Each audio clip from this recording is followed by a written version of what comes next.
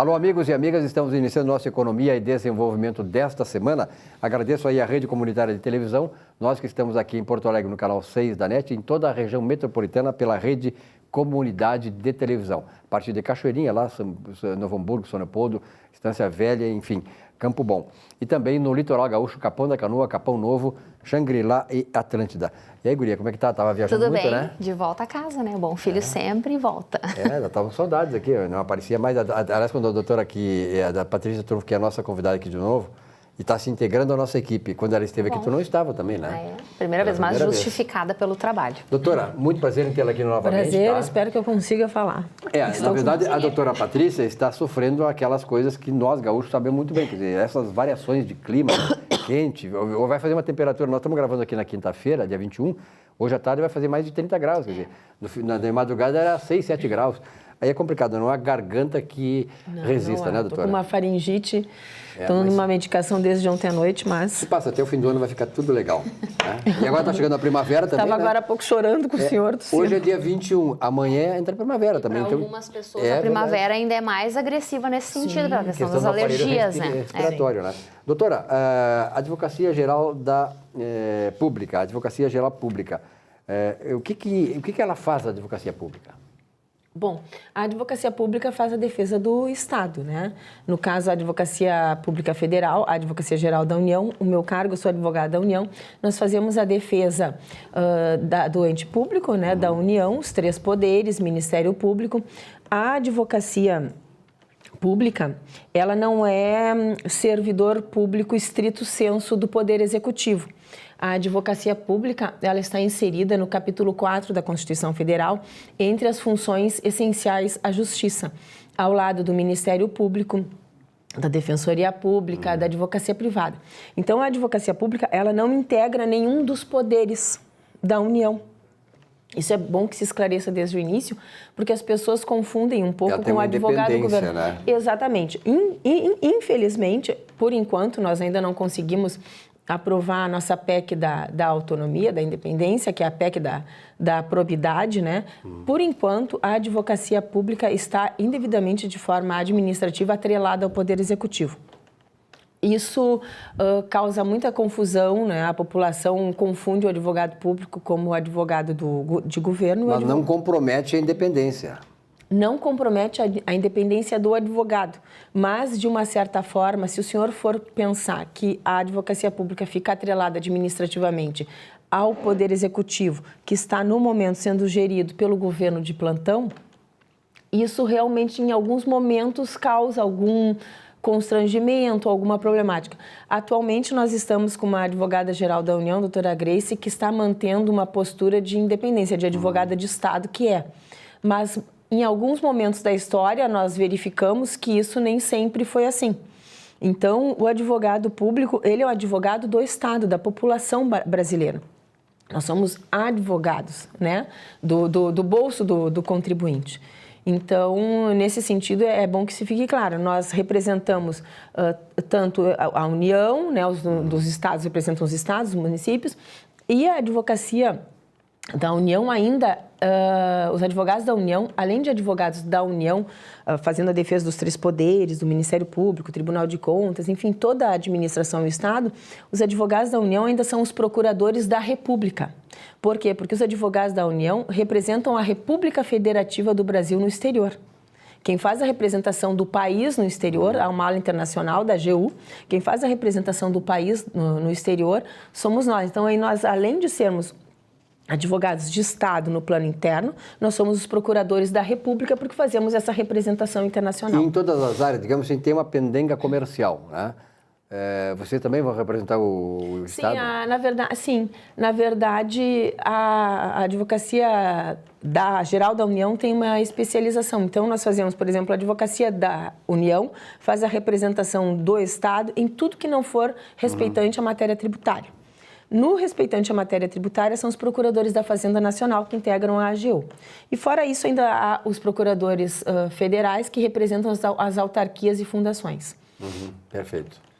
E me diga uma coisa, uma das questões que envolvem, digamos assim, o Ministério Público, a nova Procuradora-Geral da República, do Ministério Público, ela tem essa independência também constitucional? Sim, o Ministério Público, tal como nós, é função essencial justiça. Então, ele não integra também nenhum dos poderes. Eu não vou me ater muito ao Ministério Público, não é a minha carreira, mas o Ministério Público ele tem uma vantagem em relação a nós, porque o Ministério Público tem a independência, além da autonomia funcional que o advogado tem, Independência financeira. A independência técnica, ele tem a independência administrativa e orçamentária.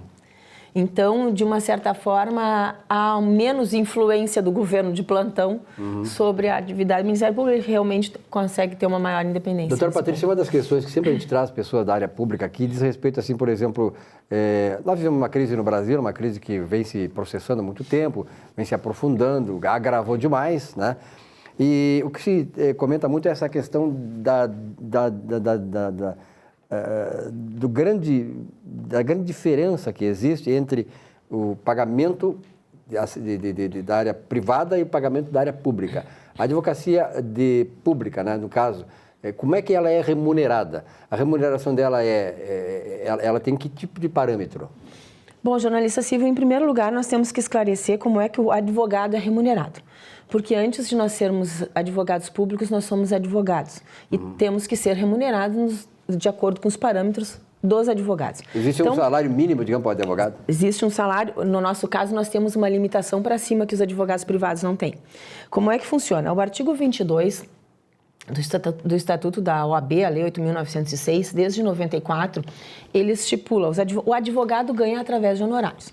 Então, ele estipula que o advogado tem direito aos honorários convencionais ou contratuais, pelo desempenho da sua atividade meio, a defesa, né, que é uma atividade meio e não de resultado, a defesa do cliente perante a justiça, enfim, né? Então, toda aquela sua atuação processual. Esses honorários convencionais, pelo desempenho de toda a sua atividade no decorrer do processo, são convencionais ou contratuais quando são advocacia privada e são convencionados, portanto, com o cliente. No caso da advocacia pública, nós, substituindo, né, ao invés dos honorários convencionais, nós recebemos o subsídio pela atividade meio. Só que, diferentemente do advogado privado, que não tem limite para cima, porque ele vai convencionar como lhe for oportuno, esses honorários convencionais. Para o senhor ter uma ideia, uns 12, 13 anos atrás, eu tive consultei um advogado privado, porque nós temos exclusividade, não podemos exercer advocacia privada. Consultei um advogado privado, uns 12 anos atrás, uma demanda muito simples, que qualquer advogado qualificado faria, né, de uma forma sem qualquer sacrifício. E a primeira proposta que ele me fez foi R$3.000 para entrar com a inicial. Se tivesse que recorrer, seria R$4.000 por peça recursal. Então, esses são alguns exemplos de honorários convencionais do advogado privado, sem limite para cima. Nós não temos isso, porque o ente público que nós representamos, que é a população, o Estado, é um ente público, o dinheiro é público. Então, ele não tem liberdade, nós não teríamos liberdade para convencionar quanto vamos cobrar. Então, nós temos um valor básico que é o subsídio, que é limitado, porque o cliente é público. Qual é o salário mínimo? Qual é o inicial da advocacia? 17 mil reais. Bom, então, o que acontece? O Estatuto da Ordem dispõe sobre esses honorários convencionais, que é do advogado. E também, além desses honorários convencionais, pelo desempenho de toda a atividade, que às vezes são anos na justiça, né, petições, sustentações orais, etc., o advogado público tem direito aos honorários sucumbenciais, que aí sim são os honorários num sistema de meritocracia, né, de resultado, pelo êxito do seu cliente na demanda, que é a polêmica que se levantou nos últimos tempos. É a meritocracia, no caso. A meritocracia, que é em relação aos honorários sucumbenciais. Os honorários sucumbenciais, diferentemente dos convencionais, que na privada são pagos pelo cliente privado, e no nosso caso são através do subsídio, os honorários sucumbenciais não são pagos pelo Estado. Não sai R$1 dos cofres públicos. Quem paga? Quem paga é a parte que perdeu. Então, por exemplo, se o senhor está litigando contra a União e eu estou representando a União e o senhor perde a demanda, né, eu consigo, através do meu trabalho, demonstrar, né, que a União tem razão, que é a titular do direito, e o senhor perde, além do senhor pagar o que deve à União ou a União deixar de lhe pagar, o senhor vai pagar os honorários sucumbenciais ao advogado da União, enfim, do Estado, do município. E que percentual é esse? É sobre o quê? É normalmente 10%. Os honorários sucumbenciais são fixados pelo juiz. E aí há os parâmetros legais definidos pelo código. É de 10 até quanto por cento? Até 20? Até 20. Então, normalmente 10%. Então, o que acontece? E não é uma relação de 90% a 10%. Não, é uma relação de 100% e 10%. O que eu quero lhe explicar com isso? O meu cliente, no caso, a União, esses 10% dos honorários que vai para o Conselho Curador de Honorários e não há um rateio entre os 12.555 advogados entre ativos e inativos federais e não há um rasteio completo, porque há as despesas do Conselho Curador de Honorários, etc. O meu cliente, se o senhor está litigando contra a União e eu consigo comprovar que a União tem direito a receber do senhor 100, a União vai receber os 100 e o senhor vai pagar 10% a título de honorários sucumbenciais pro advogado. Claro. Então, a União não deixa de receber R$1. Esse dinheiro, esse percentual, esses honorários sucumbenciais não saem dos cofres públicos. São suplementares. Para quem perdeu.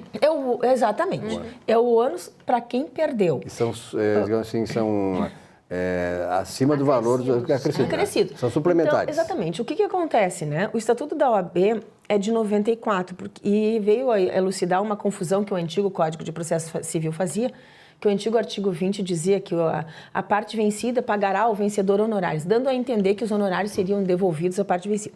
O Supremo Tribunal Federal tem uma súmula 47, uma súmula vinculante, definindo que os honorários advocatícios têm natureza alimentar. É a retribuição pelo exercício do trabalho do advogado. Isso já faz muito tempo. Só que com um atraso de 23 anos... O novo Código de Processo Civil, embora eu considere que não seria necessário isso, o Estatuto da OAB já deixava claro e o Supremo também, mas com um atraso de 23 anos, o novo Código de Processo Civil teve que explicar, dizer lá no artigo... Começou a vigorar quando o Código? Foi agora, 2, 3 no ano anos? passado, em 2016. Então, ele teve que explicar no artigo 85, parágrafo 19, que o advogado público também tem direito a honorários sucumbenciais. Isso é óbvio, isso não precisaria o Código dizer. Mas teve que dizer. Por quê? Porque, embora grande parte das procuradorias de Estado, se eu não me engano, inclusive a Procuradoria de Estado, da qual o presidente da República é aposentado, né, se eu não me engano também ela, e grande parte das procuradorias de municípios já reconhecessem isso desde o Estatuto da Ordem, e os advogados públicos, grande parte dos estaduais e municipais, já auferissem os honorários da sucumbência, os advogados federais não auferiam. Não se interpretava dessa forma, ficava tudo por isso mesmo. E o novo Código de Processo Civil, com 23 anos de atraso, disse, não, o advogado público tem direito. E aí veio a Lei 13.327, regulamentou isso no meio do ano passado. A partir disso, o que aconteceu nessa semana, e o senhor, com muita propriedade, eu sou muito atualizado sempre, né, com os assuntos do momento, etc. A partir da semana passada, principalmente, foi um bombardeio. O senhor sabe que hoje em dia, nos tempos atuais, as pessoas leem as manchetes, e saem repetindo em Facebook e etc. o que está na manchete. Reverberam tudo ali. Exatamente. Sem conhecer o assunto, sem entender, saem repetindo. Então, na semana passada, saiu um bombardeio de manchetes falaciosas, tendenciosas, maldosas, de má fé, né? Muito, de repente, por fruto de interesses mesquinhos ou de interesses desleais, plantando mentiras. Primeiro, manchete.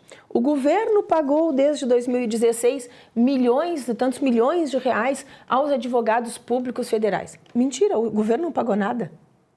Esses honorários sucumbenciais são pagos pela outra parte. Perdeu. Pelo que perdeu. Aliás, nesse ponto é ao contrário. Se o advogado público, cada vez que se diz que o advogado público ganhou 10, é porque o Estado embolsou 100. Exatamente. O advogado público conseguiu demonstrar com seu trabalho que o Estado tem direito a ganhar 100. Então, são 10 vezes o que o advogado... Isso aí, doutora, nós sempre defendemos, eu sempre defendi isso na minha vida de jornalista, como economista e tal, é o seguinte, ó, as pessoas se preocupam com quanto o cara ganha. Tem que saber o fruto que ele traz, né? O benefício que ele traz. E a senhora colocou muito bem essa questão, assim, das pessoas leem manchetes Por exemplo, a semana passada, esse é um assunto muito polêmico, não vamos tratar aqui, mas só para colocar essa questão da falta de liberdade, esse troço do politicamente correto. Um juiz, não sei de onde é que foi esse juiz, ele determinou aquilo chamado a cura gay. Né, que o camarada tem que... Na verdade, o juiz, quem lê, o juiz apenas abriu a possibilidade da liberdade da pessoa, se ela achar que ela pode se curar disso ou se curar daquilo, se é doença ou não é doença, se é questão de perversão sexual, psicológica, seja o que for, ele ter a liberdade de fazer isso. Ele não determinou que o ser gay é doença, não determinou isso. Então as pessoas são mal intencionadas, agem de má fé, defesa daquela coisa de politicamente correto, para ficar de bem com a massa, não. Na verdade, nós temos que buscar a verdade. Com relação a funcionários públicos, eu sempre digo o seguinte, olha aqui, ó, o funcionalismo público, de um modo geral, eu fui funcionário público, nunca fui de carreira, mas fui cargo comissionado, então eu sei muito bem. O Estado precisa atrair para ele profissionais competentes, qualificados, para competir com a iniciativa privada, e por isso tem que pagar bem. Então, essa é a essência dessas coisas. E as pessoas ficam, ganham tanto, mas a iniciativa privada, ela também paga bem e o profissional tem que concorrer com a iniciativa privada para exatamente defender, no caso delas aqui, no caso do advogado-geral da União, dos advogados do público, defender bem a União. E eles precisam ter qualidade para isso. Não, e mais assim, para o senhor ter uma ideia, como eu estava lhe dizendo, também criam assim, porque as pessoas começam a imaginar, né? Agora eles começaram a receber honorário. Jornalista Silvio, os honorários advocatícios que até agora foram pagos a nós mensalmente não chegam perto do que, por exemplo, outras categorias ganham de auxílio moradia. É verdade. E sem sair dos cofres públicos. Esses honorários sucumbenciais, diferentemente de, por exemplo, outras verbas, como auxílio moradia, bônus, jetons, etc., não saem dos cofres públicos. E o que nós recebemos de honorários sucumbenciais, por enquanto, somado o nosso subsídio básico, mais os honorários dos quais nós vamos pagar imposto, sobre os quais nós pagamos imposto de renda, coisa que essas outras verbas, muitas delas não pagam. São isentas de imposto de renda. São isentas, exatamente. Os nossos honorários nós vamos pagar imposto de renda. Os nossos honorários somados ao nosso subsídio básico não alcançam, por exemplo, o subsídio básico do Ministério Público, sem contar o auxílio moradia, que é uma carreira de mesma envergadura constitucional que como nós. Então, assim, outra mentira também que sai, outras manchetes tendenciosas na imprensa. A União, mesmo quando ganha, ela perde, porque até o ano retrasado, até o meio do ano passado para trás, né, de 2016 para trás, a União, esses valores, os honorários sucumbenciais, eles iam para o cofre da União. Ora, só um momentinho. Estão invertendo as coisas aí. Eles iam indevidamente para os cofres da União. Porque, na verdade, esses honorários têm característica de verba privada. Eram devidos ao advogado. Exatamente. Desde 94, isso já está no Estatuto da OAB, e o Supremo Tribunal Federal já disse que é verba de natureza privada e de natureza alimentar. Então, o que aconteceu a partir de 2016 é que se rompeu com um equívoco, né, e uma percepção indevida pelos cofres públicos de verbas que não lhe diziam respeito, porque são verba alimentar e são verba privada. Né? Isso é até discutível, essa questão do reembolso amanhã depois. Isso entrava indevidamente para os cofres públicos. Eles se apropriavam. Então, atualmente, com essa definição legal muito clara, e o Supremo já vinha dizendo isso, qualquer tentativa do Estado de apropriação desses valores é apropriação indébita. Porque isso é verba privada que vem da outra parte que perdeu e que tem natureza alimentar. Exatamente. Agora, o que acontece em relação a essas manchetes, né? Essas manchetes tendenciosas e maldosas, grande parte são muito... Mas acho que minimamente, em outras carreiras, de repente não se conformam, porque isso é a remuneração do advogado. Então, por exemplo, há outras carreiras que ficam pensando, mas nós não vamos ganhar honorários. É uma questão de inveja, digamos. Exatamente. Nós não vamos ganhar honorários. Sim, mas é uma carreira, por exemplo, como é a determinada carreira que exige para o concurso público qualquer área de nível superior. Ora, engenheiro, arquiteto, médico, não vai receber honorários advocatícios. São características da profissão. Agora, muito disso, e é isso que eu acho que a população brasileira não se dá conta, porque a advocacia pública não faz esse marketing todo, né, da sua atividade. Isso até é uma lástima. É por isso que a senhora está aqui para falar sobre isso. Não, a advocacia pública não faz, mas nós lidamos com interesses muito grandes. Nós lidamos com interesses até poderosos. Nós lidamos com grandes empresas, nós atuamos em privatizações, né, com grandes sonegadores, laboratórios farmacêuticos financiando aí fraudes em relação para essa questão de medicamentos. O exemplo da entrevista que o senhor me fez há um tempo atrás sobre essa questão das reformas indevidas militares, vocês viram aí, saiu na imprensa, a Operação Reformados. Muito bem. Com a atividade da advocacia pública, dos advogados da União, que vem há um tempo já observando, investigando e arrolando essas reformas indevidas aos exercentes do serviço militar obrigatório, o senhor já me entrevistou. O senhor imagina quantos milhões de reais nós economizamos para os cofres públicos, evitando que essas centenas de jovens auferissem essas vantagens indevidas no bolso da população. É verdade. Isso atrai um ódio, né, de interesses outros, enfim. Nós também atuamos na área internacional, representando o país. Então, de um tempo para cá, de 93 para cá, nós adquirimos muitos inimigos. Muitos inimigos, esses interesses, né, etc. Por quê? Porque até 93 estavam acostumados com uma advocacia pública mal estruturada. Tanto que eu acho que vocês devem se lembrar, a União era chamada de viúva. Ou seja, eu não tenho direito, mas vamos entrar lá contra a viúva? Me lembra. Porque vai que cola. E nós tínhamos uma advocacia pública mal estruturada. Agora, nós não temos. Os advogados são uma advocacia especializada. Bem estruturada, qualificada. Os advogados são selecionados de uma forma muito rigorosa. Doutora, é maravilhoso esse assunto, eu tenho certeza que interessa muitas coisas. A senhora vai vir aqui mais vezes, né? E acho que já essas informações são importantes, que muita gente nem sabe o que é a advocacia pública, o que faz, né? Esses meandros, né? Que estão incrustados no poder e tal, que são importantes a gente saber, sobretudo no momento em que o Brasil atravessa. A senhora vai vir mais vezes aqui para avançar um pouco mais nisso, porque sabe como é que é, né? E sempre tem uma novidade a respeito. Muito obrigado pela sua presença. Muito obrigada. Posso fazer uma consideração final? Pegando o gancho do que o senhor comentou sobre essa questão da seleção, de pagar bem ou não pagar bem. A população brasileira, acho que ainda não há maturidade cultural para isso, mas a população brasileira tem que se atentar ao que está acontecendo atualmente no país em relação a essa transferência da responsabilidade do rombo financeiro para o servidor público de forma geral. E em relação ao advogado público, como o senhor muito bem falou, a quem interessa um advogado público mal remunerado? Desqualificado e desmotivado. Ao senhor, que é o cliente, ao povo que paga e a quem nós prestamos o serviço e a quem nós defendemos? Não. Às grandes incorporadoras, às grandes empresas, aos fraudadores, aos políticos corruptos. Então, quando se vem com essas medidas, vamos pegar um advogado mais barato, cuja exigência do concurso vai ser menor, porque as pessoas vão querer fazer concurso para analista do judiciário, que vai ganhar o dobro do que estão anunciando aí, que querem pagar para o advogado mais barato, né? Então, querem um advogado mais barato? A quem interessa? O procurador da Fazenda Nacional, que atua na área tributária, um procurador da Fazenda mais barato. É a população brasileira? Não, não é. Muito obrigada pelo seu convite. Me desculpe pela voz. A senhora vai estar sempre aqui no programa, a senhora sabe e disso. meus parabéns. Isso é algo importante. Sempre pela sua visão. A Lília trouxe essa questão de coaching aqui, né? Essa questão da área da advocacia aí, sobretudo da advocacia pública, que é muito contestada, mas é pouco entendida, né, no que ela faz, no que deve fazer, nas exigências necessárias para isso e na importância que ela representa para a justiça nacional. Obrigado, doutora. Eu que agradeço. Um rápido intervalo e já voltamos.